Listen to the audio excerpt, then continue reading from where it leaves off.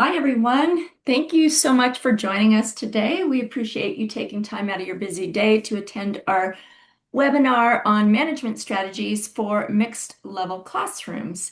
So before we dive in, I just want to give you a couple of little housekeeping items.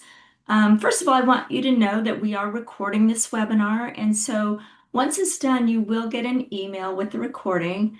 And please do feel free to share that with colleagues that you also think would find it helpful. And I wanted to let you know if you have questions during the webinar, please put those in the Q&A panel, and we will try to address those as they come in. But also at the end of the webinar, we are going to work to have carve out a bit of time so that or so that our panelists can answer your questions live. So with that, let's talk about our panelists. So we have two amazing educators, both with decades of experience, and I'm going to have each one of them provide a short introduction, a little background about themselves. And first, I'll go to you, David. Thank you, everybody, for having me this afternoon. My name is David Noyes.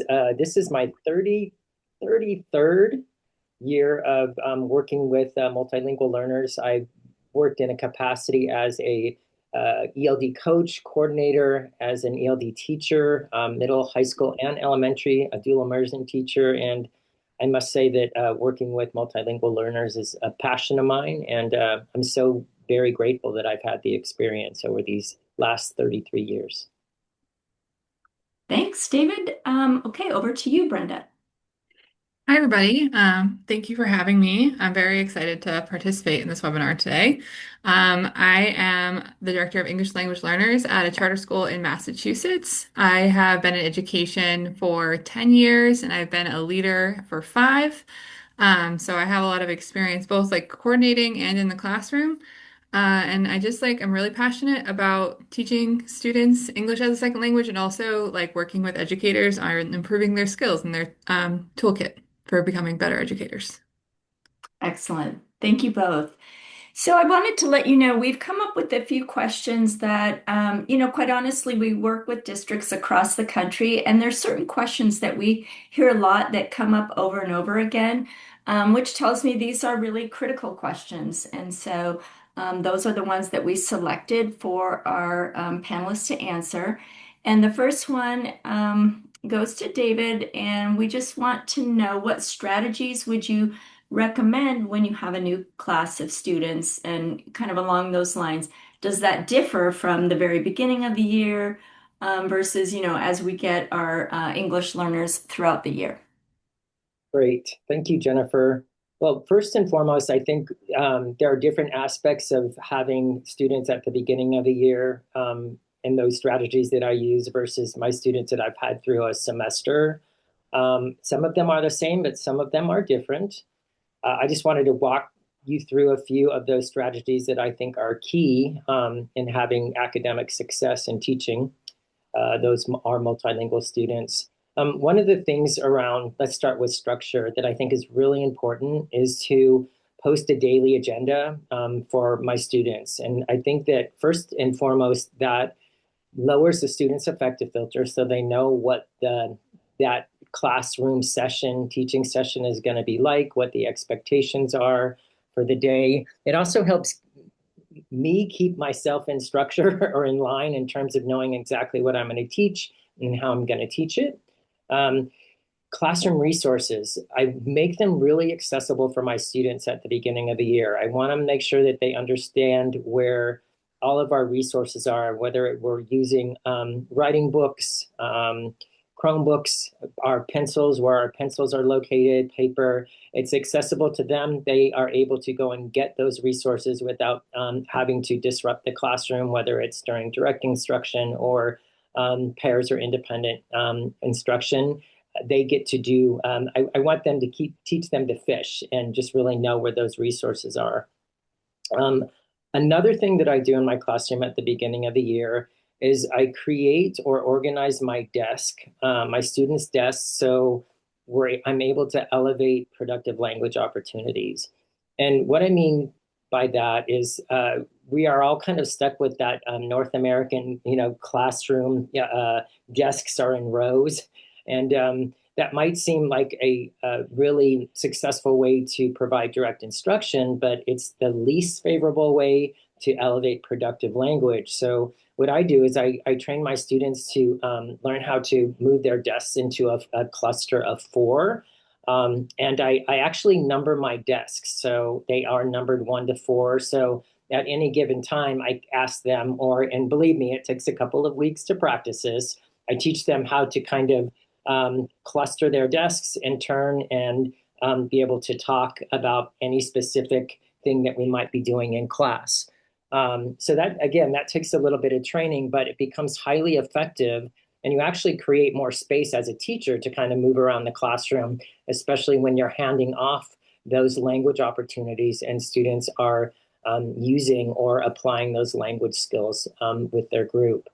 The other thing that I incorporate is I love tools. I'm a big techie guy. So a lot of my lessons I have on a slide screen. I create opportunities for that visual context, a lot of auditory opportunities for them to hear the information as well as myself.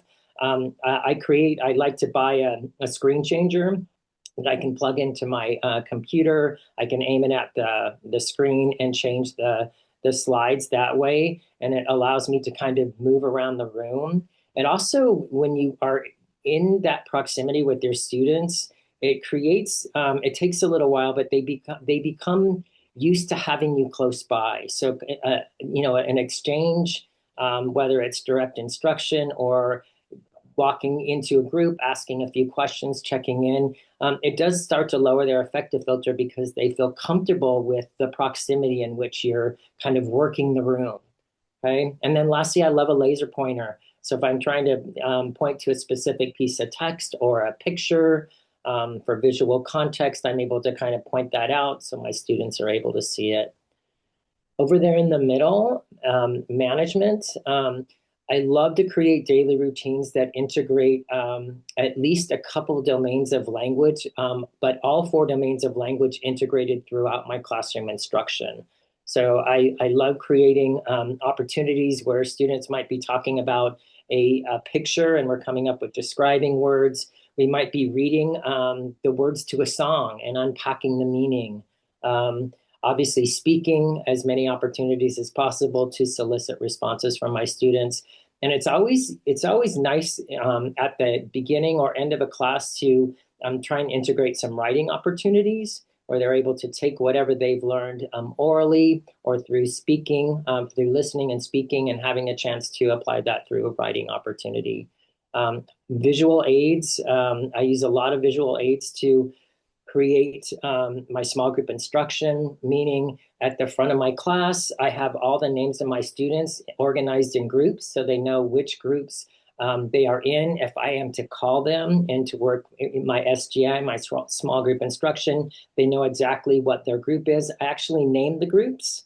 I give them some fun names. It's usually thematic. And I change every couple of weeks. But those groups also might change a little bit. So if I do move a student into a different small group, they're able to actually see their name shift into another group. And it's much more easy to call those students over and allow them to understand what's happening in the classroom. And then in terms of management, I am not the best at managing my classroom time. I've become a lot better at it.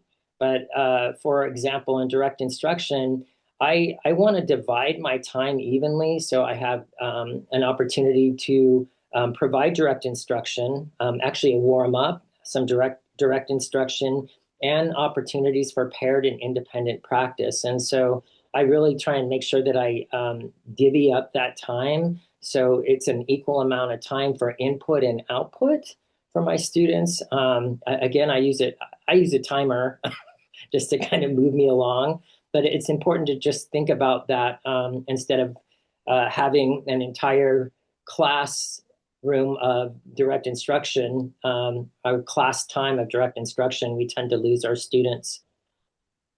In terms of engagement, I love icebreakers. It kind of goes back to managing those daily routines. Icebreakers at the beginning of the year are crucial. Keep it simple, keep it light, keep it engaging.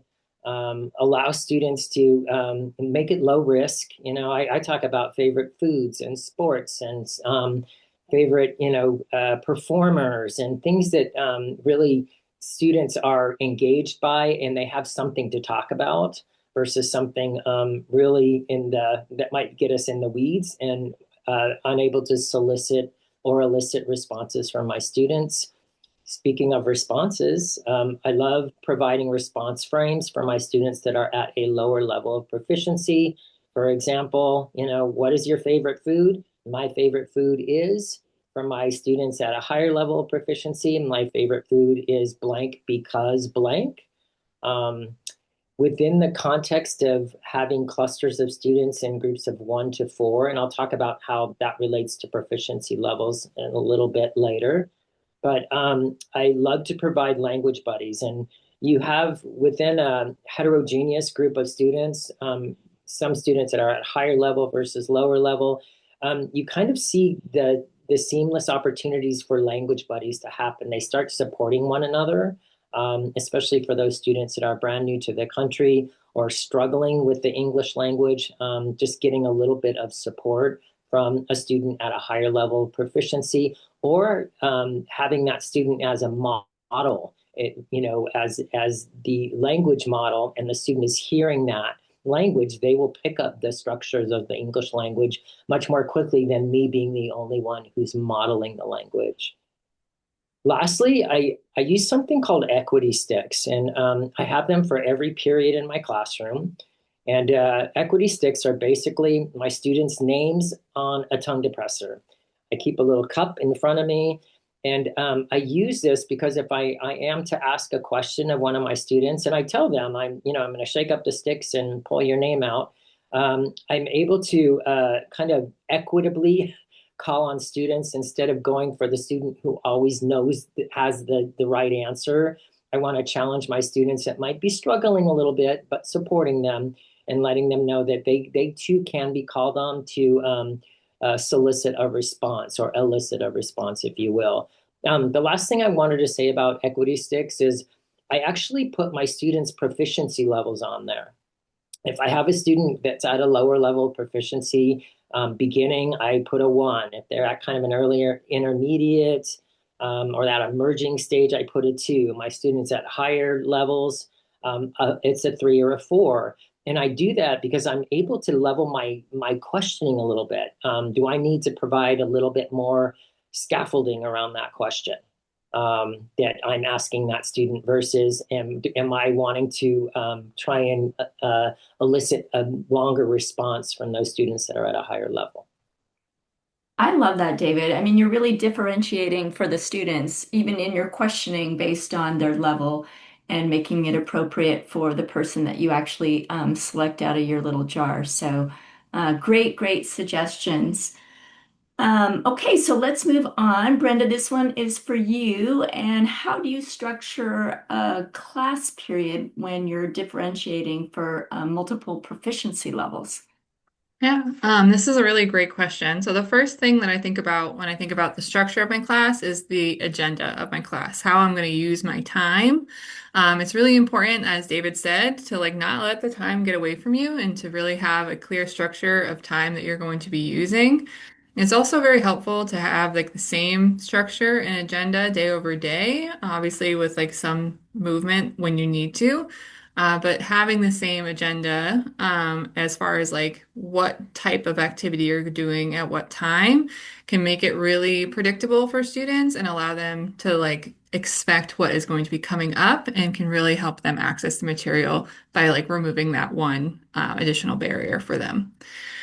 This is just a sample of how teachers in my school structure their lessons. We usually start with a quick do now, and then we move into a teacher-led model and framing. Then we kind of funnel down the class, the size of the groups down to individuals, from going with group practice to partner practice to independent practice, and then a final like exit ticket or self-assessment for students. And David, if you want to go to the next slide, I can sort of talk about what each of those blocks of time, what the purpose of them are. So for the do now or warm up, you want to make sure that this is something that is easily accessible to students and it's based on a previously taught skill. This is where like the exit ticket is really going to come into play. If you're working on a do now from on a new day, you will look at the exit ticket from the previous day and think about what is it that students were able to do well? What is it something that they just need a little bit more practice in? You can give them that same skill as a do now, or you can have it be something that you're spiraling a review that you've practiced weeks before, making sure that they're maintaining those skills over time. And you want to also make sure that the skill that you're doing in the warm up is like not just totally unrelated to what you're going to be doing in the lesson that day. It should be something that supports the language objective, ensuring that students will have that basic skill when they go in and work on a more difficult skill. After the do now and the warm up, this was typically when we would have teachers do a model and framing. This is, you'll notice on the previous slide that this is not a long amount of time. This is only 7 minutes between the do now and the warm up. They should only take about 10 minutes. This is for like a 45-minute block. The reason for this is not having too much time where you are talking at students and more time where they are grappling with the material. And that can be something that they're having, the material that they can be working on in a group, partner, and independent practice can be like videos and other inputs. But like you doing like a lot of talking at them can sometimes get lost really easily. And so it's important to do a short example showing them exactly what the target skill is, and having a very clear criteria for success for what that looks like. So students can use that to self-monitor their work as we move through the different levels of practice. After that model and framing, we'd move into group practice. This can be anywhere from like 3 to 5 students, depending on how big your classes are. When I first started teaching, I had a class that was like 30 kids that were all else together. But in the school that I currently work in, our class sizes are much smaller. So it really depends on your class size and how big you want to make the groups. This group practice, you should use that criteria for success as a checklist for students, specifically for students who you are not directly working with, but also you can use it as a way to give feedback to the students you are working with. And they should also try to have the students use themselves or their peers as a resource before they come to you. This is really important because not only will it build in practice of using the language with their peers, but it also helps them develop a little bit less self-reliant or a little bit less reliance on the teacher and more self-reliance so that they are able to do things more independently. And after the group practice, they would move into partner practice. This is just as it sounds, it would be 2 students working together. This is a really great opportunity for students to give each other feedback now that they've had some practice using the skill, using the CFS, having that checklist available. And it also gives them a really good additional at-bat at using the language objective before they move into independent or practice or an exit ticket where they're being assessed on their ability in that skill. I typically would make sure that the CFS itself has something that is broken down into no more than 5 parts. You can see the example here on the screen for like a language objective that I just came up with of explain a process using transition words to demonstrate a sequence. You can break that down into 5 different steps. I would break it down into 5 steps, especially for my more beginner students. If I had a class that skewed higher, I would probably remove or combine 3, 4, and 5 into some additional, to some like a combination of checklists. But having this available to students really allows them to uh, look at their peers' work or listen to their peers' work and be like, oh, did you do 1? Did you do 2? Did you do 3? And it's very simple to be like, you should do this next time. You can even provide them sentence frames similar to what David was saying in order to give that feedback. And then finally, at the end of class, you would have time for independent practice and then time for an exit ticket. During independent practice, students would be working independently, or you could be doing something where they're like working whole group, but it's like each person has to participate in some way. During the independent practice, this is like your last opportunity to give them feedback before you have them do the exit ticket where you don't give them any feedback. So it's really important that you are like being as efficient as possible in getting to the students you know you haven't gotten to during group or partner practice and making sure that those students are getting feedback. Or if you got to everyone during group and partner practice, you notice some students need a little bit more support, you're getting like a double dip onto those students as well. And then finally, just having like an exit ticket or self-assessment at the end of the lesson that is completely independent, so you can really gauge whether or not they achieved the skill, and if they've met the language objective. This is really important for it to be independent for students, so that you are not skewing that as to like, oh, I can do this as long as my teacher is here to like tell me I need to remember step three. Like that is not necessarily going to be helpful. But if they can do it independently on their own, then that will be helpful for you to like plan future lessons. That's great. There's so many good suggestions. Just a quick question I have. So for those that may be on and they have designated ELD, but they don't have a traditional period, they're using like a block schedule. What would your suggestion be if it was like a block schedule? Kind of similar or Yeah, I think it would really depend on like what you're trying to achieve in that longer period of time. If you have like an extended period, we have some classes that are 90 minutes, not ESL classes, but we have some classes in our school that are 90 minutes because we call them double blocks. And usually the teachers will do like have a specific goal set in mind for the first 45 minutes and then another goal set in mind for the second 45 minutes. So you could literally just duplicate the agenda. Or if have one larger goal that is going to like take more time, like maybe like essay writing or like longer form writing, that can be something that you could just then take each time slot and make it longer. got it. Okay, great. Thanks for that. Of course. All right, so David, this one is for you. Can you share with us what your approach is when you group students? Sure. Well, I have multiple approaches to students, actually. Um, let's start with whole group instruction.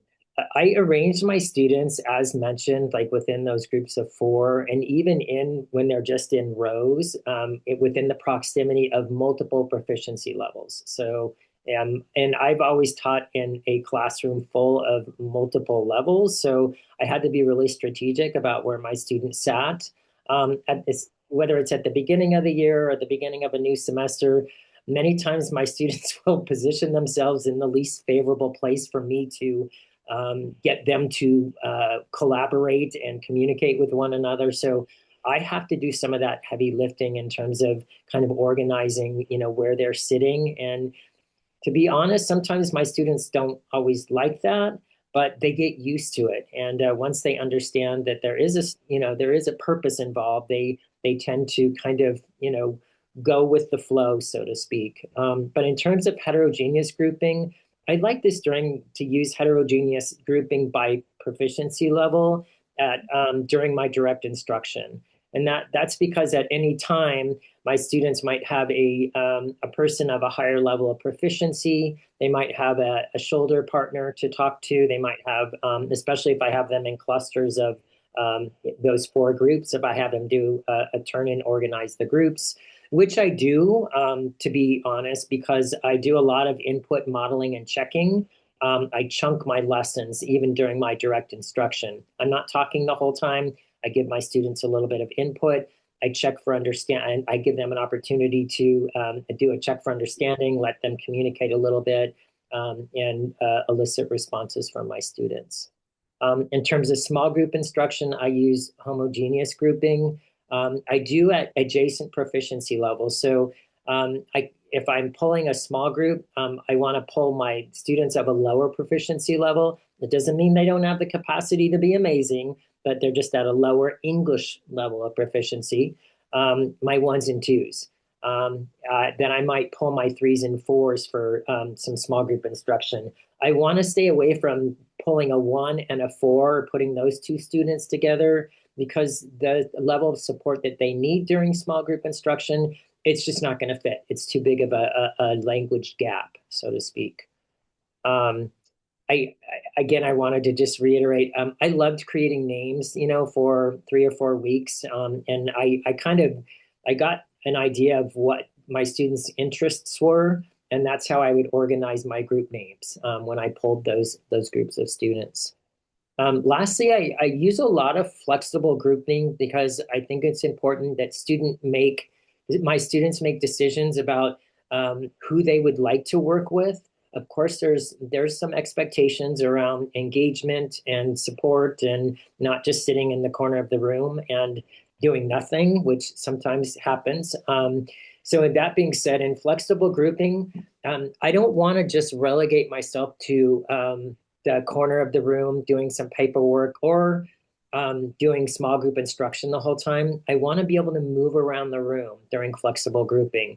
This gives me a chance to check in with my students, kind of get an idea how they're doing on a particular assignment, whether it's independent practice or they're working on something on their Chromebooks, in kind of a shared exercise opportunity. I try and keep my numbers no more than four, and sometimes that's too much. Sometimes pairs are even more optimal for kind of keeping students engaged.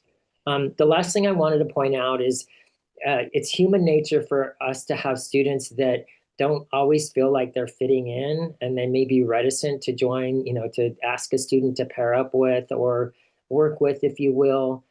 It's a sensitive issue, but just be aware of that. Just, be flexible enough to kind of read the room a little bit, or read your students. It takes a little bit of time, because it could be awfully stressful for a student to actually be working in a small group. So kind of easing them into those opportunities, as well as getting to know everyone in the room, I think is really important. That's a lot of great information. I know that's a question that I hear a lot about, is just grouping students when you have such a diverse classroom of, various levels. So I think that's super helpful. Okay, so I think we're on to our last question, and that is back to Brenda. And we just would love to know, like, what you would recommend on how to keep students engaged, keep them on task, that they're being productive when they're working in a small group. Yeah, so I have some strategies here that I like use in my day to day, but there are obviously like a lot of other strategies as well. So the main thing I think about, especially if I'm like thinking about how I would coach a teacher on this, is this idea of like being the thermostat.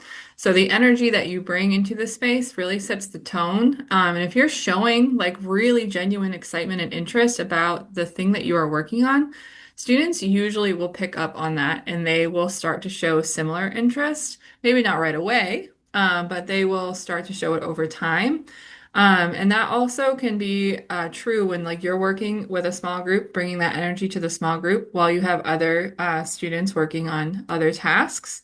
And it also means that you're bringing like a similar energy, like when you do have to address issues that are happening. Like if you notice a student who is not working directly with you is doing something off task, making sure that you're addressing that in the moment while it's happening, so that they see like, A, you're like, you care about this so much that you want them to like, continue to engage with it. And B, you also care a lot about their learning and making sure that they are like becoming the best versions of themselves. So with a lot of belief. And then the second thing I thought about is at the beginning of the year, making sure that you're providing some sort of interest survey, and using those topics or concepts for students throughout the year. And these can be really great both for like what you're using with your small group, but also for what you're having students do while you're working with a small group. The higher interest something is, the more willing students are going to be to work on that thing independently, especially if it is something that is like really engaging and relevant to them.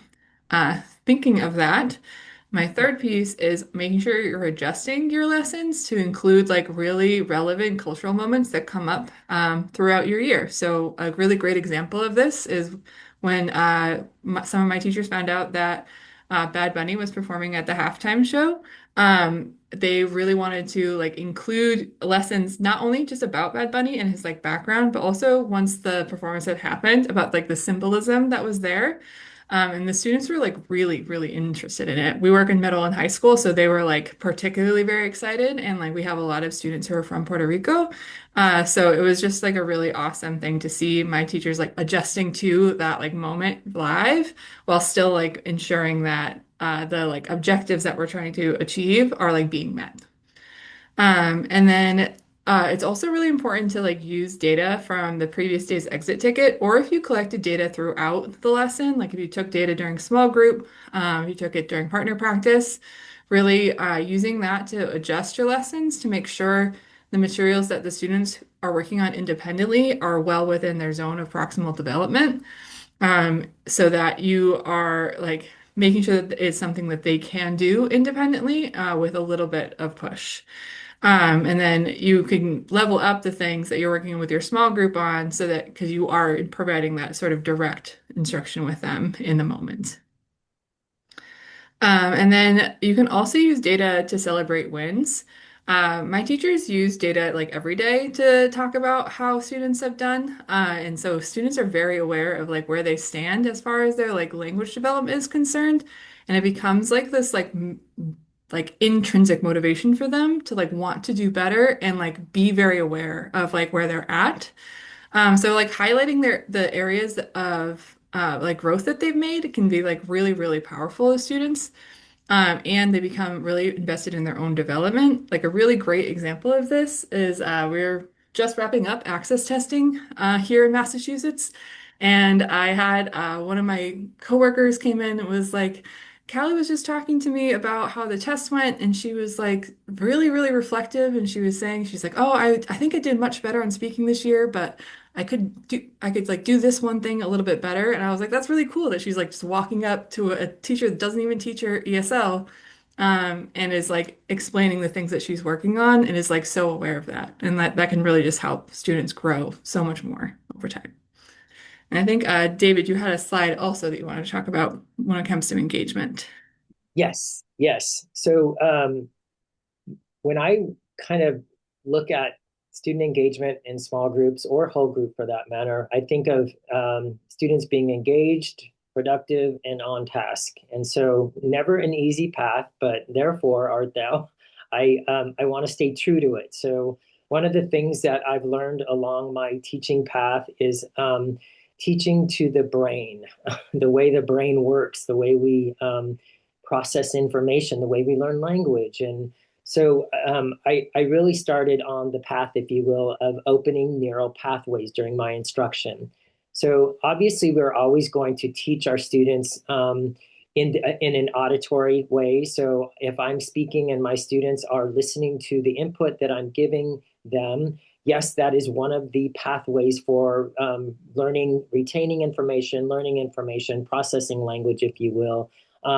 It's an important pathway, but keep in mind, it's the least effective pathway for long-term retention of information. It's not going to go away. Our students need to hear input. But what I'm trying to say here is we want to buddy up with some of the other pathways or parts of the brain that process information.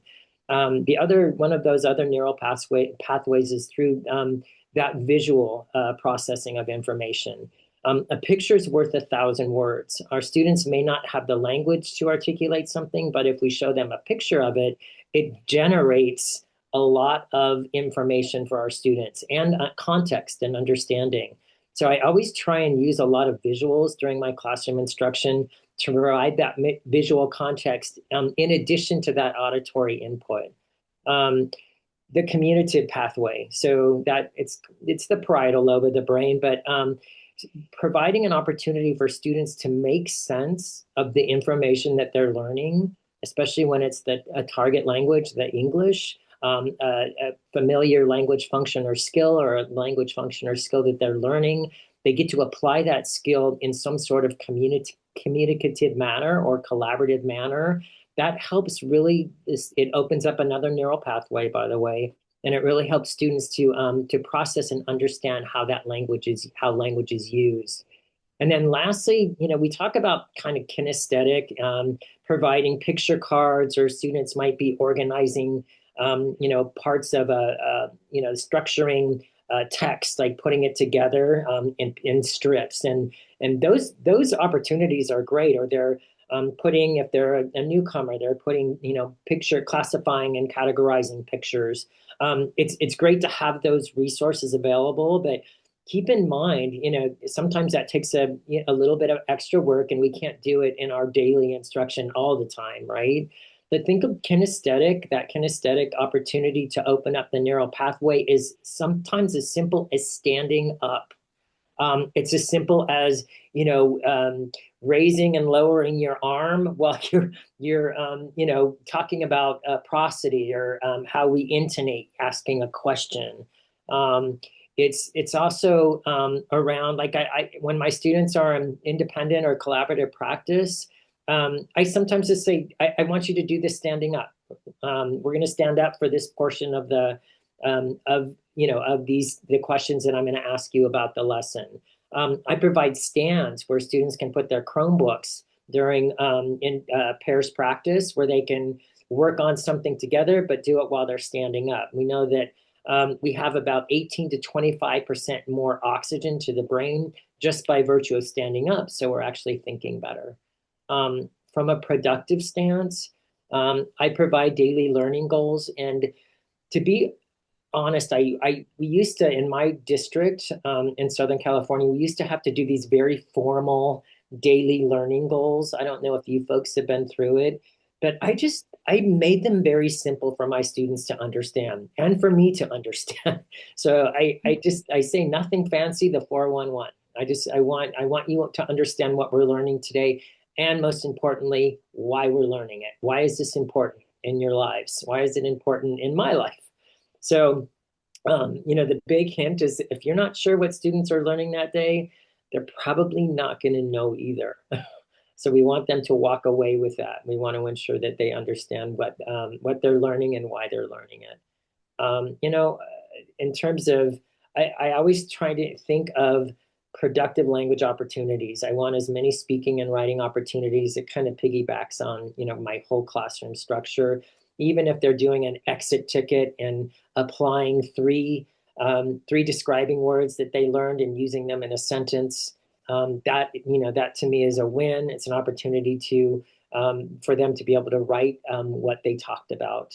And then lastly, for me, timing is everything. So obviously it was not one of my stronger points, and I really wanted to improve as an educator in terms of how I delivered instruction equally for time for direct instruction, for productive language opportunities or collaboration, student engagement, and then independent practice. And I had to resort to using timers, which wasn't a bad thing, even my students they were able to kind of glean how instruction moved in my classroom, and they were able to kind of give me, hints as to, let's moving into a different part of that classroom instruction. In any case, that is how I would want to reach that end goal of students being engaged, productive, and on task. Great. Well, thank you both. I think it's been amazing just, listening to all the really good ideas that you have, both of you. And, now we have some time to answer any questions. And I'm looking at one that I thought was a really great question, which is grouping multi-level class into a smaller groups leaded by higher language skill students, is that useful?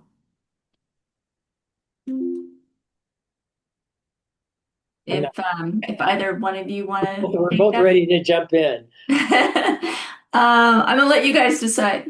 Why don't you take it first, David, and then Okay. I think yes, it's useful. You have to know your students. Okay. Sometimes I have students that are at a higher proficiency level that, they kind of keep their cards close to their chest. And then I have these newcomers or these students that are at kind of a beginning level proficiency that they're just flying high. They want to, they're diving in. But in terms of, language modeling, yes, having those higher level students, as the